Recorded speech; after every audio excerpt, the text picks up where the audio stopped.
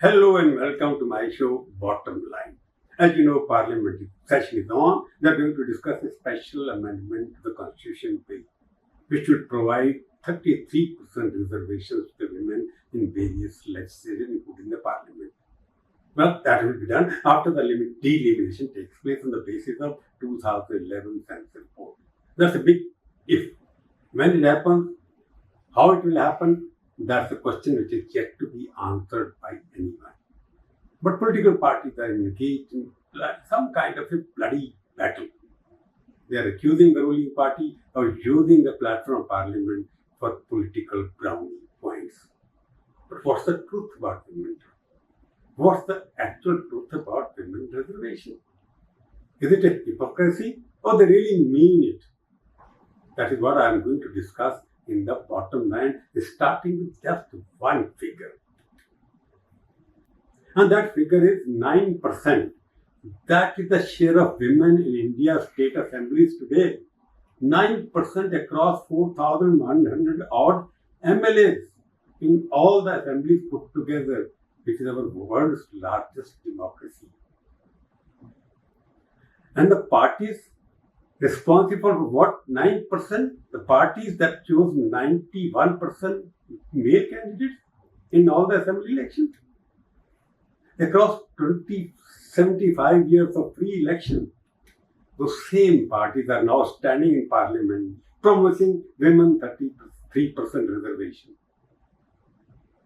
What a joke. Do they need a constitutional amendment to force themselves to do what they are planning to do now? They could have done it voluntarily anytime during the past 77 decades. Read that again. I'm saying that again. A constitutional amendment to force political party to do something they always had the power to do and always chose not to do. That is not empowerment arriving. That is hypocrisy being dressed up in constitutional clothing and being sold to you as a revolution. Every party is going to say we are supporting it. They have been shouting from the rooftops, we will support it. But if and what? Most of the parties opposed in the past. Today I am going to name every party, show you every number, the Lok Sabha, the State Assembly, the party organization, and ask the same question.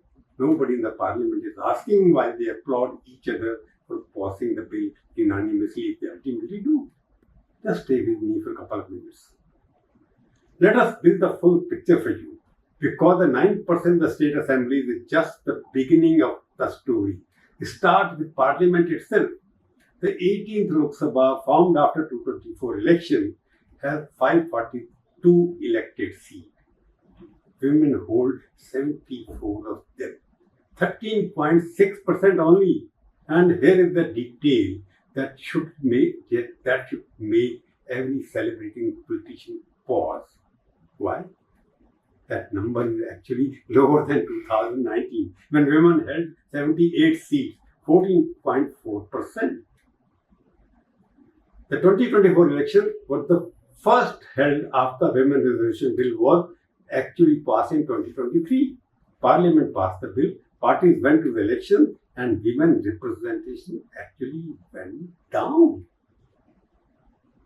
Party by party in the Lok Sabha, BJP 31 women out of 240 they won, 12.9%. Congress 13 women out of 99 they got, 13%. TMC 11 women out of 29 seats, 38%, that's quite high. And SP 5 women, DMK 3, JDU 2, LJPRB 2, and the AAP, which voted for the Women Reservation Bill as a national party, fielded just one woman among these 20 odd Lok Sabha candidates. Perhaps just one. Now come to the state assemblies. This is where the real scale of the failure of all the parties become undeniable. 4,100 odd MLAs across India. 390 are women. 9%, just 9%.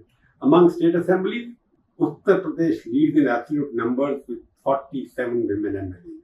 West Bengal has 40, Bihar 29, Madhya Pradesh 27, But even Uttar Pradesh, with 47 women MLAs out of 403 or 4, is barely above 11%. Party-wise women MLAs across all state assemblies, BJP leads just in absolute number with 163 women MLAs. Congress has 59, TMC has 34. But look at the proportional picture. The BJP 163 women MLAs come from a total of more than 1400 MLAs. The TMC 34 come from a much similar total and represent a far higher proportion of its overall representation. The pattern is consistent and it is damning. Across 7 decades and hundreds of elections, every major party has had complete freedom to give women more tickets. Every single one of them chose not to do it. And now they need to have a law to make themselves to do it. But the Lok Sabha numbers and the MLA numbers are only half the story. The other half, the half that determines what happens when these reserved legislative seats are actually filled in the party organization. Because the reserved seat will not fall from the sky.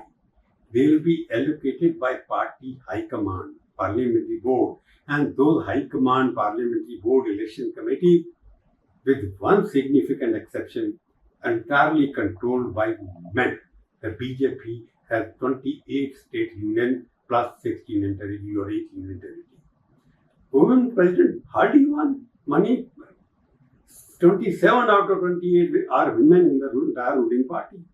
45-year evidence of this party has never had a woman as a national president. When J.P. Chadha stepped down last year, names like Nirmala Sitharaman, Smriti Irani, Kundeshwari, and many others were floated. But the party chose Nitin Nabin, a young man again. Congress 28 Pradesh Congress Committee. Women leading perhaps in one. We are not sure about it. AAP has 0 heading any state organization at the moment. CPM, almost 0, decades of Marxist lectures on gender equality, 0 women state office bearers. TMK 0, AIDMK none, JDU none, SP none, RG none. And other parties are the same.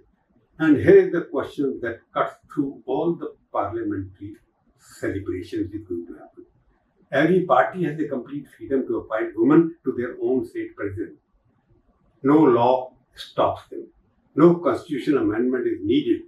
They can do it tomorrow morning if they want, and they are serious about women. They have chosen not to. The same man who chose 90% male state president will now choose which woman occupied reserved legislative seats now after the reservation. And history, Indian history, documented Indian history, tells us exactly how men in power make those choices.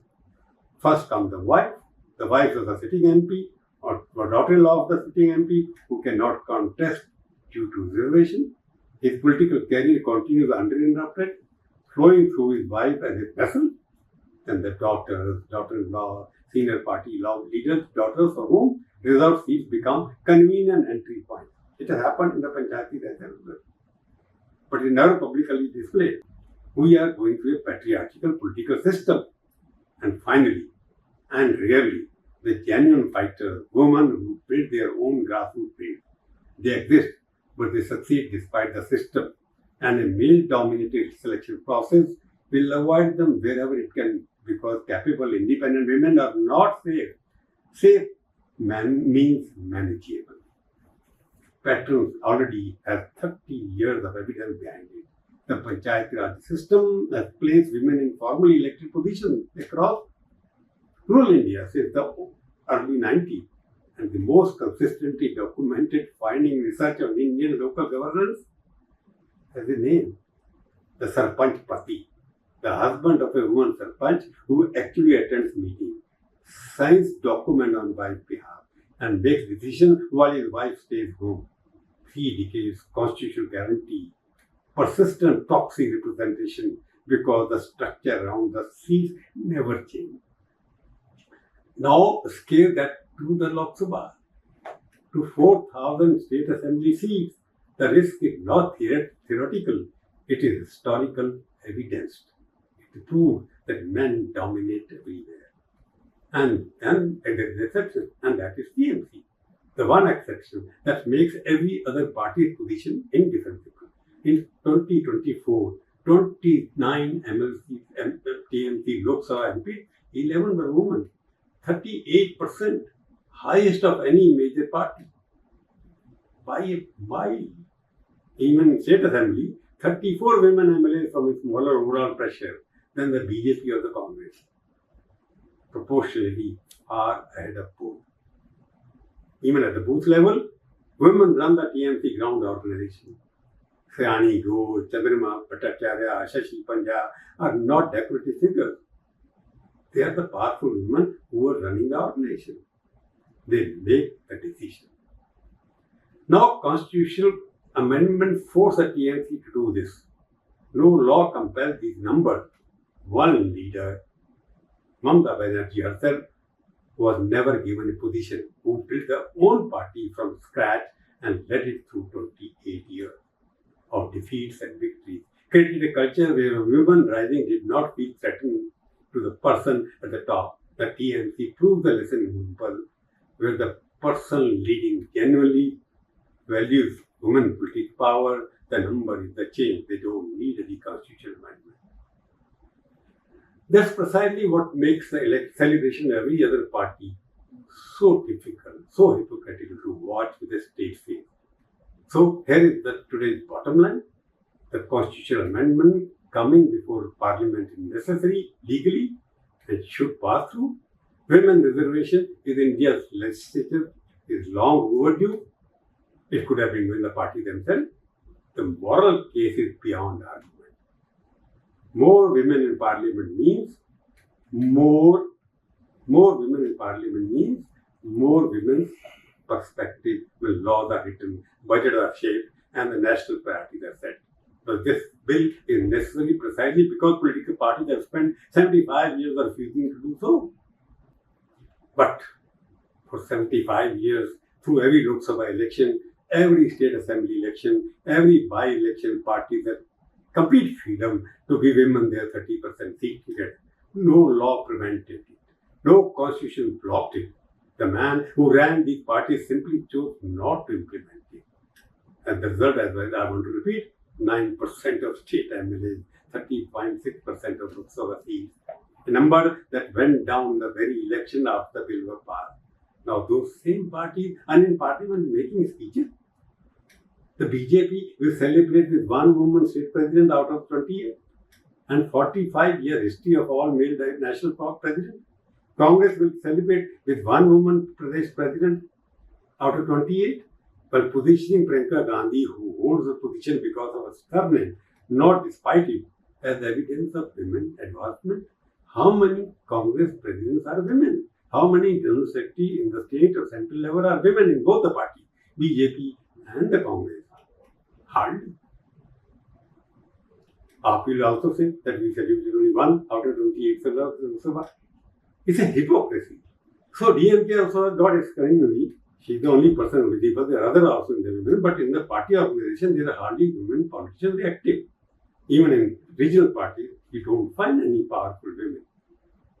Now the bill reserves 1/3 of the legislators. They want to use the legislature. It does not reserve 1/3 of the party state presidency or organization. It does not reserve 1/3 of the national executive position. It does not mandate that the man who will choose within which woman occupy reserved seat or will be given parliamentary seat have themselves created any space for women in their own. The bill asks parties to open one door, the legislative door, while leaving every internal organization door firmly in male hands. Without reforming any party structure, without requiring that the people choosing reserved seats or reserved seats for women, candidates are themselves part of an organization selection process. When the women hold genuine power, those reserved seats risk becoming exactly what Panchayat reservation procedure in too many places. They will not become the party Patni, MP Patni, or Patni MP Bahan. They should be MP and their own right. well-dressed proxies, women whose legislative presence conceal the unchanged male control of the actual machinery of politics. It's not a conspiracy theory. It's what happens when you change the outcome of a system, output of a system, without changing the system itself.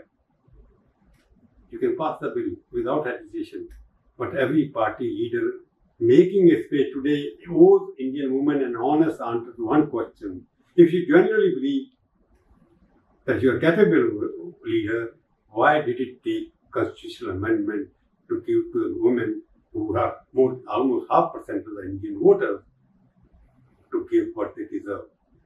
What exactly prevented you for 75 years for doing this yourself? Real empowerment looks like Mayawati, who spent her entire career seizing power on her own terms and never waited for a quota, but she has not promoted any other woman in the party. Mamata Banerjee has done it.